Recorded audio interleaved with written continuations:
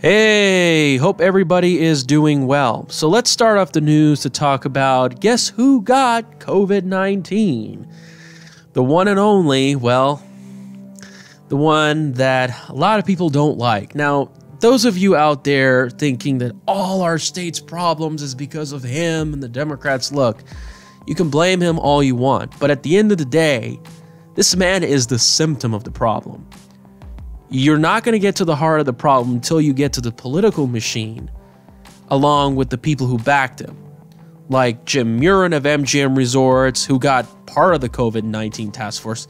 I thought he was supposed to help. Looks like he didn't. Sounds like a conflict of interest, especially the fact that he resigned last February. And not to mention the Culinary Union, because again, the Culinary Union is the one that pumped this guy, and nevertheless, he wouldn't be elected without them, not to mention the fact that his orders were so strict that they put him out of work. Unfortunately, this makes me think, well, because of the fact that many of the casino workers got pretty upset and they were going to come to the polls like they did the time before, because a lot of these employees are not working in the casinos, it's not easier to mobilize and bust them to the polls. This is one of the reasons why I believe they brought in mail-in voting. It's just no coincidence. So that's the thing you've got to keep in mind. Here's the thing, though. We put all these shutdowns. We shut all the casinos, the bars, everything. Limited capacity. All the mask mandates, you name it. And yet, this is the guy telling you that these things are supposed to work, and yet he tried it, and yet he gets COVID-19. So either it doesn't work, or either he's not following his orders. Sounds pretty hypocritical if you ask me. So what is the point of having all these masks? It's just insane when you think about it. Now, sure, I think COVID-19 is real, but I think that it's just been really been overhyped.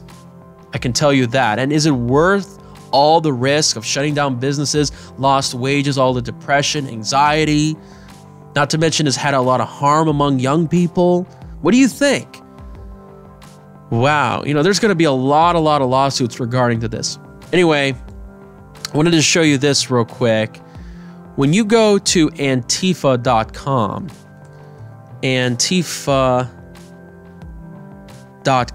I want to show you something real quick. It takes you to this page. My gosh, it takes you to the Joe Biden page. Why? Isn't that kind of fishy? Maybe Joe Biden, along with George Soros, is behind Antifa. And did you see how they were behaving in Washington? Of course, the media is going to be so one-sided. You never know. All right, so they tell us there's no election fraud, but the canvass finds 6 double votes. What does that tell you? You know, something is really fishy when the reports just keep coming day after day. It's already been more than a week since the election, and these elections keep wobbling back and forth. It's just really ridiculous. This looks pretty obvious that they're doing what they can to rig the system to get certain people not elected. Now, Clark County Commission certifies election results except for District C race, a 6 vote twice. Sounds very fishy. Makes me feel like they really don't want to put Stavros Anthony into the position. And by the way, out of all the politicians I know, Stavros Anthony is probably one of the least controversial and least flawed people out there. So we'll have to see how this turns out, but I think there's going to be a lot of lawsuits. I know Trump just tweeted about the county commission, so we'll have to see, can this have an effect? Could we see more reports on other state Senate seats? I do not know. But what do you think about all this? Look, canceled voters, voter check-in, reactivated voter cards, duplicate advocations. Oh my goodness. Wow. This is just unbelievable. But here's the topic I really wanted to talk about today. And this is about the fact that whether or not did the Latino turnout really had an effect in not only the general election nationally, but particularly in states like Nevada and Arizona. Because here's the thing. We all know that the demographic changes, the immigration had an impact in changing the state and making it more blue than it was in the last 20 years. And we know this is one of the reasons why they have immigration. But the question is, did the trend change more to that direction in the last 4 years? It's really a yes or no question. But here's the thing. We know that, yes, I am very critical about right wing and left wing. But one of the things I'm very critical about left wing isn't just immigration. It's about the fact that many of the states that they run, like the state of California, businesses are fleeing by the thousands. And one of the reasons why California turned blue was simply because of the fact that, well, it was the aftermath effects of Proposition 187 that was aimed at non-legal immigrants. And so as a result, we started to see all these groups and organizations pump more immigrant votes, aiming at Latinos, and California turned more and more blue as one of the reasons. And they're trying to do this to other states like Nevada, Arizona, Texas, all these other states. But recent election results show that Texas and Florida, it didn't happen.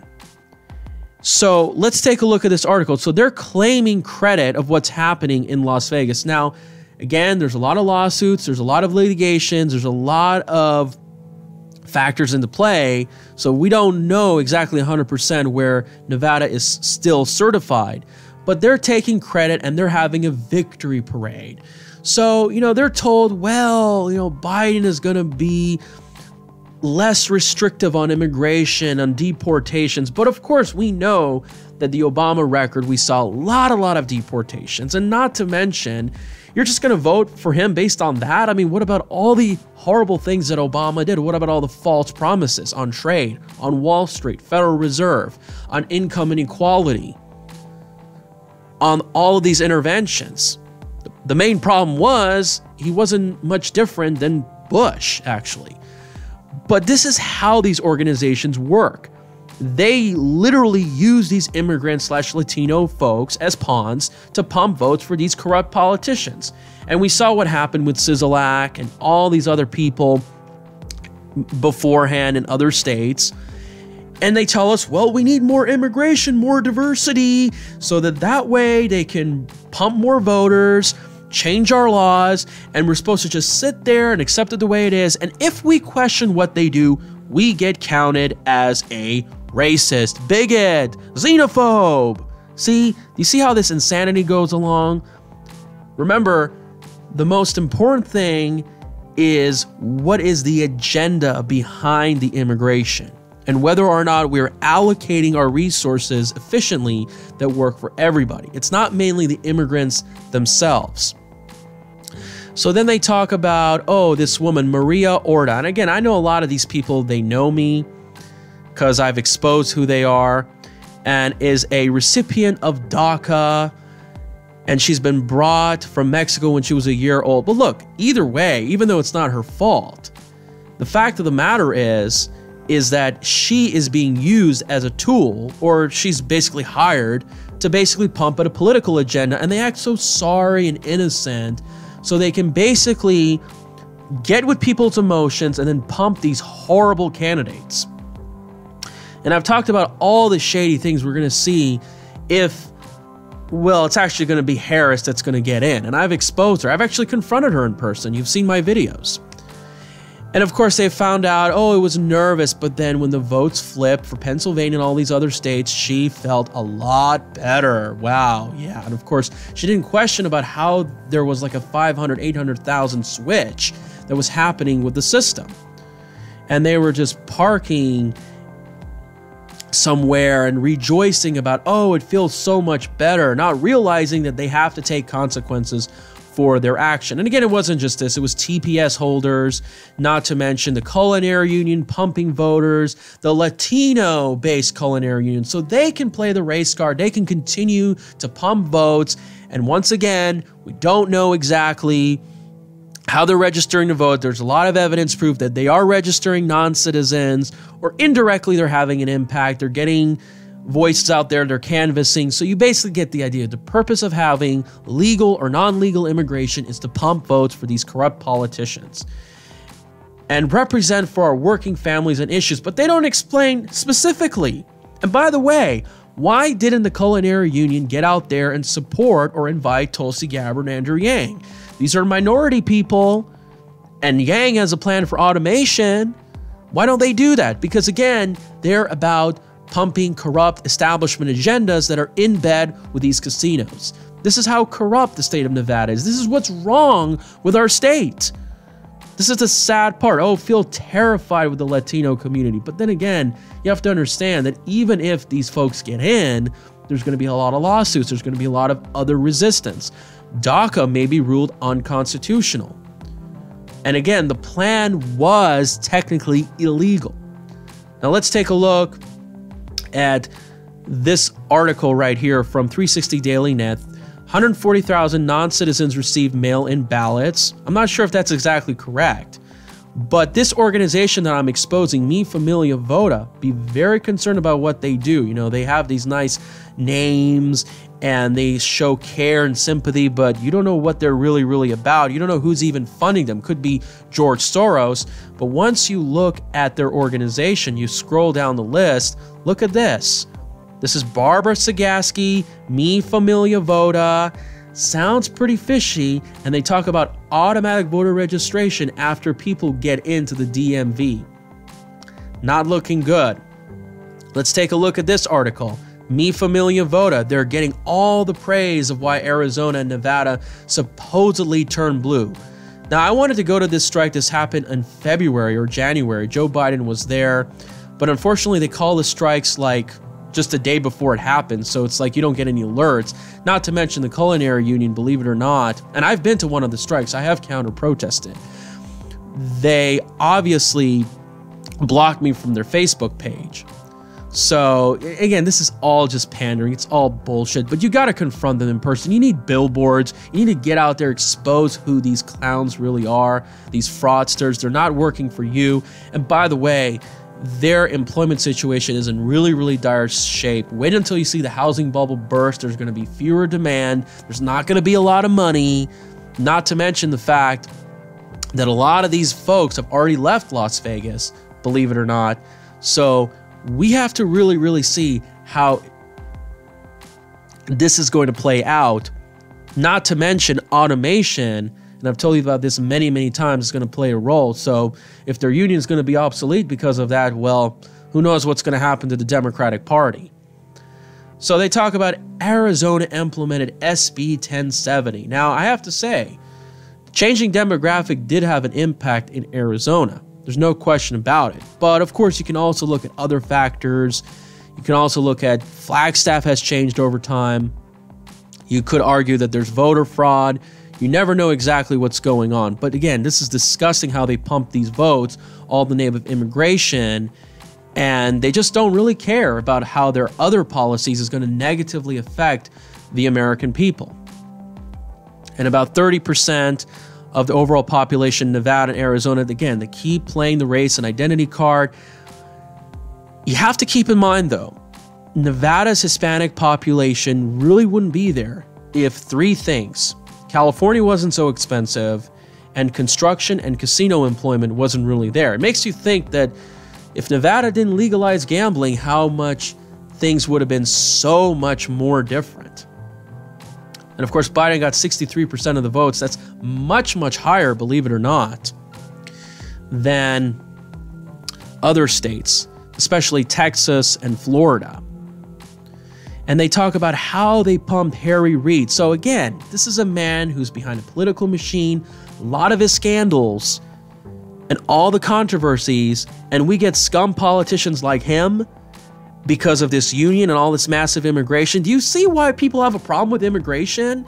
Because of the legacy of these scumbag politicians? You need to expose these words right in front of their face.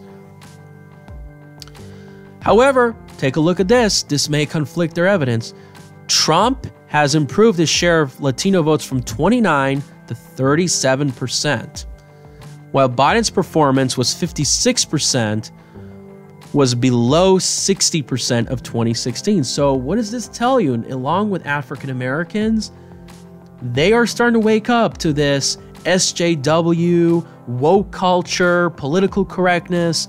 So it may not be looking towards their direction. And I think the numbers could have been significantly higher if, of course, these organizations weren't out there actively registering voters like crazy. And we don't know whether the people who are there registering, they're real people, if they're US citizens. We demand an audit. They have no proof of this. This is one of the reasons why we need voter ID. It's very simple.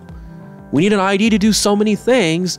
I bring my ID when I go to a Las Vegas buffet, but you can't use an ID to vote? What other proof can you have to show that it's a valid person? Instead of just tossing these mail-in ballots like crazy. And 40,000 Latino voters, Bethany Khan, of course. This is, and again, I know a lot of these people, they definitely know me. So it's 60,000 mostly Latino members, and they say, oh, the COVID case, they were sickened, and this is all Trump's fault, even though there's a lot of proof that other countries are having similar death rates. And yeah, do you think Trump could have done a different job? No doubt. I mean, I think he could have had the travel ban maybe back as December. So make the road action. You got a Spanish language advertising. It's just really pathetic. We go to the community. Again, this just shows you what their agenda is. This immigration, all this race pandering is all about votes. So you can pump these scumbag politicians. And Biden wasn't very popular. So Edgar Flores, I know this guy is an assemblyman, and you could see exactly what's going on. I'm going to hopefully have a debate with this guy to talk about what is exactly going on, and filled out mail-in ballots. And we don't even know whether these people are US citizens or not. COVID concerns. So why is immigration policies a concern? Because in order for your parents to vote, then that means that you shouldn't be concerned about immigration policies. It's just ridiculous. But we should definitely consider debating these people. But Trump's 37% was certainly a much more improvement. Now let's take a look at this contrary evidence. Victoria Seaman, who was the first Republican Latina, says Trump increased his support because they want jobs, they want to put food on the table. So there's a lot of conflicting evidence, and the question is, where is this headed long term? Could this mass awakening from these YouTube channels really get the word out there and make sure that they start waking up and understanding what's going on? Now, keep in mind though, if Biden gets in, we could see more caravans pushed, and this could make things a lot more difficult. But anyway, you let me know what you guys think. Is these parties still divided among whites and other minorities, or is this tide really starting to turn around? Thank you so much. Please share and subscribe.